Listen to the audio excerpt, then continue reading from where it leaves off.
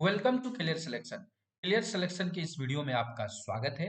आज के इस वीडियो में हम लोग करंट एक्सप्रेस को देखेंगे जो कि दिसंबर 2023 महीने का है।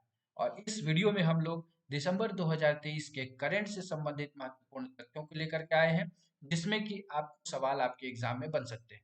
तो ये वीडियो आगामी सभी परीक्षाओं के लिए काफी महत्वपूर्ण हो जाता है और इस वीडियो को अंत तक देखिएगा तो आपको यह पता चलेगा कि किस प्रकार के महत्वपूर्ण तथ्यों का संग्रह किया गया है।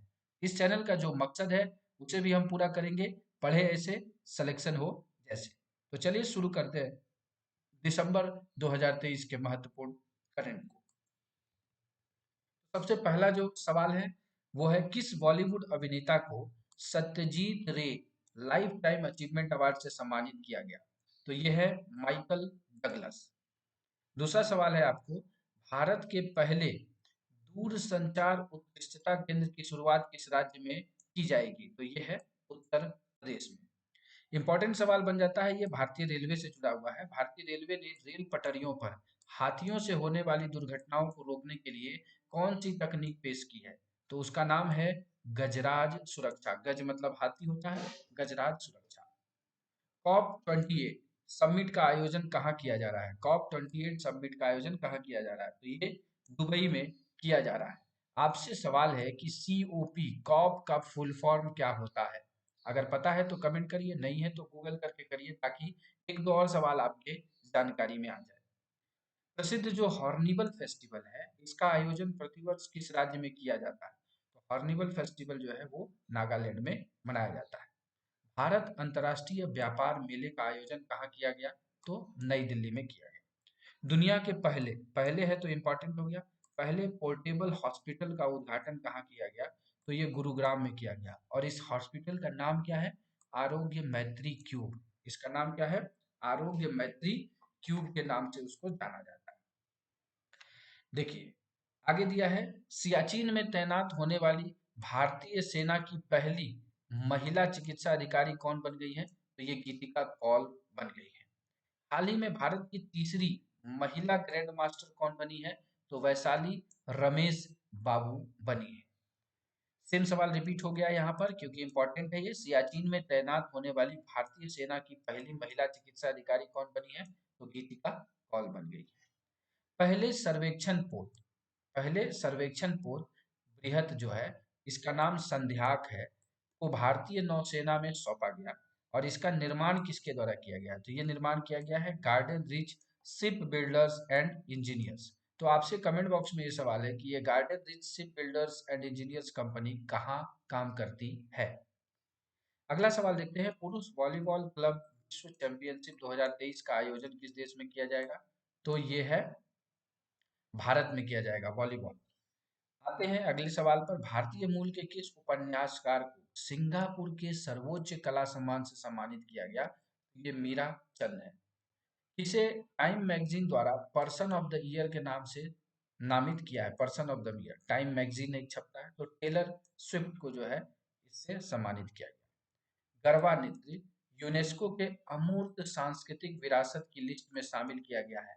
यह किस राज्य से संबंधित है? तो गरबा जो है गुजरात से, ये लोक नृत्य है वहां का। तो लोक नृत्य से सवाल पूछे जाते हैं। नासा के मार्स रोवर को ऑपरेट करने वाली पहली भारतीय महिला कौन बनी है? तो ये अक्षता कृष्णमूर्ति बनी है। टाइम मैगजीन ने किसे सीईओ ऑफ द ईयर चुना है? सीईओ चीफ एग्जीक्यूटिव ऑफिसर, तो सैम ऑल्टमैन को चुना है। ये किस कंपनी के सीईओ है? तो चैट जीपीटी की जो ओपन एआई कंपनी है उसका। मरापी ज्वालामुखी, ये ज्वालामुखी का नाम है मरापी। हाल ही में इसमें विस्फोट हुआ है, यह किस देश में स्थित है? तो इंडोनेशिया में स्थित है।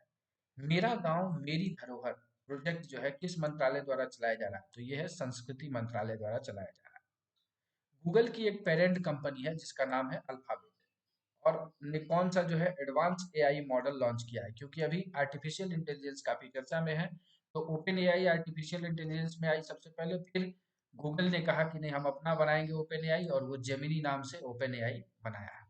विकसित भारत 2047 वॉइस ऑफ यूथ की पहल पहल की शुरुआत किसने की है? तो ये नरेंद्र मोदी जी ने की है। ये विकसित भारत 2047 मतलब टारगेट है 2047 तक भारत को विकसित बनाने का। और वॉइस ऑफ यूथ उसके साथ जोड़ा गया। क्यों जोड़ा गया? क्योंकि इस पहल का उद्देश्य है विकसित भारत के निर्माण के लिए युवाओं को एकीकृत करना। किसको? युवाओं को, यूथ को। इसीलिए यहाँ पे इसका नाम वॉइस ऑफ यूथ रखा गया। क्लाइमेट चेंज परफॉर्मेंस इंडेक्स 2023 में भारत का रैंक क्या है? तो अब इस साल तो 7वां है, पिछले साल 8वें रैंकिंग पे था, मतलब इसमें प्रगति हुई है। हाल ही में जारी ग्लोबल पॉल्यूशन रैंकिंग में कौन सा शहर शीर्ष पे है? तो विश्व में लाहौर जो है सबसे ज्यादा पॉल्यूटेड है। संयुक्त सैन्य अभ्यास विन बैक्स 2023, विन, विन से हो गया वियतनाम के साथ, जो है भारत वियतनाम के साथ इसको आयोजित करता है। पद्म पानी लाइफ टाइम अचीवमेंट अवार्ड से किसे सम्मानित किया जाएगा? तो जावेद अख्तर को। वार्षिक सार अमरतला तोरगिया महोत्सव का आयोजन किस राज्य में होता है? तो ये अरुणाचल प्रदेश में। तो देखिएगा, अमरलता है अरुणाचल, अमर अरुणा, अमर अरुणा, अरुणा अमर, ऐसे क्वाइंट करके आप याद रख लेंगे। सियाचिन ग्लेशियर के ऑपरेशनल पोस्ट पे देखिएगा, इससे पहले हम इस सवाल को एक पढ़ चुके हैं, लेकिन यहाँ पे देखिएगा ऑपरेशनल पोस्ट पर तैनात होने वाली जो है पहली मेडिकल अफसर कौन बनी है? तो ये फातिमा वसीम बनी है। लेकिन सियाचिन में तैनात होने वाली पहली महिला मेडिकल ऑफिसर जो है वो हम लोगों ने पीछे पढ़ा है, उसे आप कमेंट करके बताएंगे। तो देखिएगा, जब ऑपरेशनल पोस्ट पूछेगा तो हो जाएगा फातिमा वसीम, और जब ये पहली मेडिकल ऑफिसर पूछेगा गीतिका कॉल हो जाएगा वो। इसे हाल ही में व्यास सम्मान 2023 के लिए चुना गया है। तो ये पुष्पा भारती है, और व्यास सम्मान किस में दिया जाता है? ये साहित्य के क्षेत्र में दिया जाता है। तो इनकी एक उपन्यास है यादें यादें और यादें। अंतर्राष्ट्रीय लैंगिक समानता पुरस्कार 2023 किस देश की एनजीओ को सम्मानित किया गया? तो ये अफगानिस्तान के। प्रिंस ऑफ क्रिकेट के नाम से किसे जाना जाता है? तो ये शुभमन गिल को नाम जाना जाता है। Fast attack craft INS Tarmugli को किस नौसेना डॉकयार्ड पर कमीशन किया गया? तो विशाखापट्टनम डॉकयार्ड में इसे कमीशन किया गया। अब ये जो आईएनएस तारमुगली है, ये क्या है? तेज गति से हमला करने वाला जलपोत है, इसीलिए इसका नाम फास्ट अटैक क्राफ्ट है। और इसका नामकरण क्यों किया गया है तारमुगली? ये अंडमान समूह का एक द्वीप है तारमुगली, उसी के नाम पे इनका नामकरण किया गया। मिस इंडिया यूएसए का खिताब किसने जीता? तो रिजुल मैनी ने। United world wrestling rising star of the year 2023 के रूप में किसे नामित किया गया है? तो अंतिम पंघाल को। अब आप मुझे कमेंट करके बताइएगा अंतिम अंतिम पंघाल जो है वो किस खेल से संबंधित है? किस ब्रिटिश भारतीय संगीतकार को 2024 बुकर पुरस्कार निर्णायक पैनल में शामिल किया गया है? तो नितिन साहनी जी को किया गया है। पीएम नरेंद्र मोदी ने दुनिया के सबसे बड़े मेडिटेशन सेंटर का उद्घाटन किस शहर में किया? तो वाराणसी उनका जो है चुनावी क्षेत्र है, इसलिए उन्होंने वहां पे किया है। और उसका नाम अगर पूछ ले कि सबसे बड़े मेडिटेशन सेंटर का नाम क्या है, तो स्वर वेद महामंदिर। अंतर्राष्ट्रीय प्रवासी दिवस प्रतिवर्ष कब मनाया जाता है? तो ये 18 दिसंबर को मनाया जाता है। इसका थीम पूछ सकता है आपको, सुरक्षित प्रवासन को बढ़ावा देना। क्या है? सुरक्षित प्रवासन को बढ़ावा देना। आप मुझे कमेंट बॉक्स में बताइएगा कि भारत में प्रवासी दिवस कब मनाया जाता है? किस भारतीय ने हाल ही में अंटार्कटिका की सबसे ऊंची चोटी माउंट विंसन पर सफल चढ़ाई की? तो शेख हसन खान। यहाँ से 3-4 प्रकार के सवाल बन सकते हैं, ध्यान से सुनिएगा। सबसे पहले पूछ लेगा आपको माउंट विंसन जो है ये कहाँ की सर्वोच्च चोटी है? तो अंटार्कटिका की। उसके बाद कुछ ऐसी चोटियां हैं जिस पर कि लोग चढ़ते हैं और एक रिकॉर्ड बन जाता है, तो उसका संग्रह मैंने यहाँ कर दिया कि एशिया में लोग कहाँ चढ़ते हैं? तो माउंट एवरेस्ट पे नेपाल में स्थित है। उत्तर अमेरिका में माउंट डेनाली है। अफ्रीका में माउंट किलिमंजारो है। और यूरोप में माउंट एल्ब्रस है। और इस पे भी ये क्या कर चुकी हैं? शेख हसन खान चढ़ चुकी है और रिकॉर्ड बना रखा है।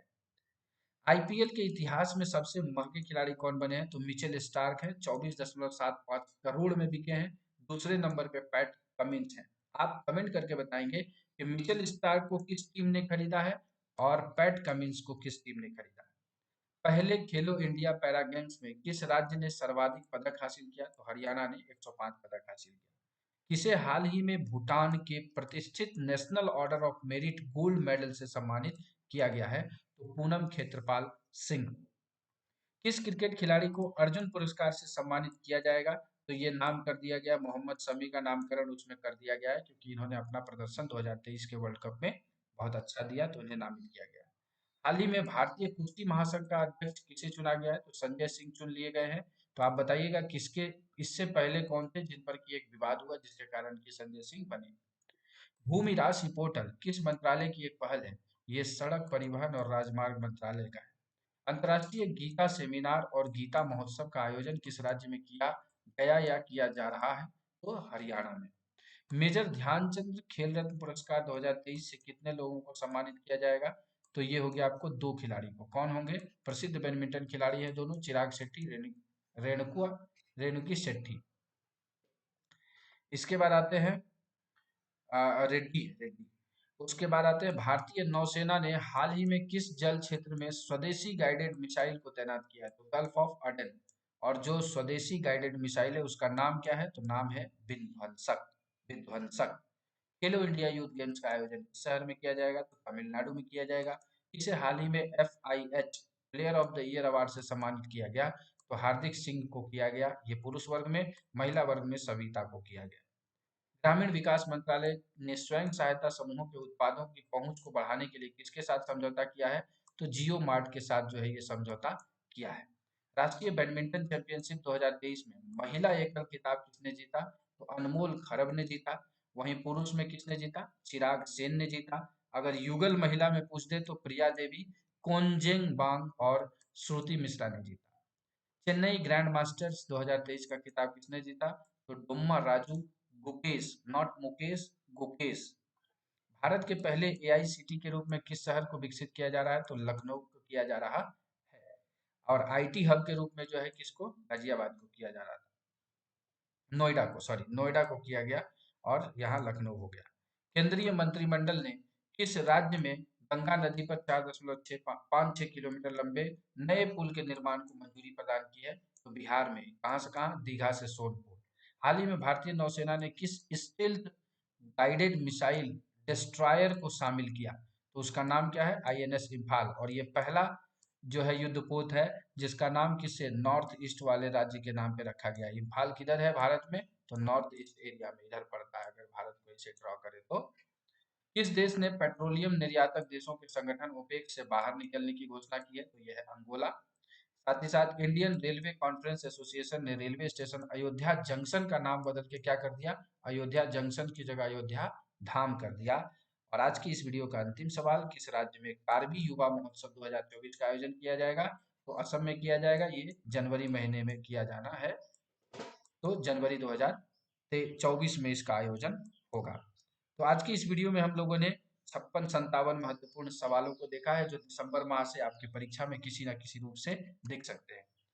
तो अगर आपको यह वीडियो अच्छा लगा हो तो लाइक करके मोटिवेशन बढ़ाइएगा। साथ ही साथ इस वीडियो को शेयर करिएगा ताकि ज़्यादा से ज़्यादा लोग लाभान्वित हो पाए। And at last, thanks for watching this video.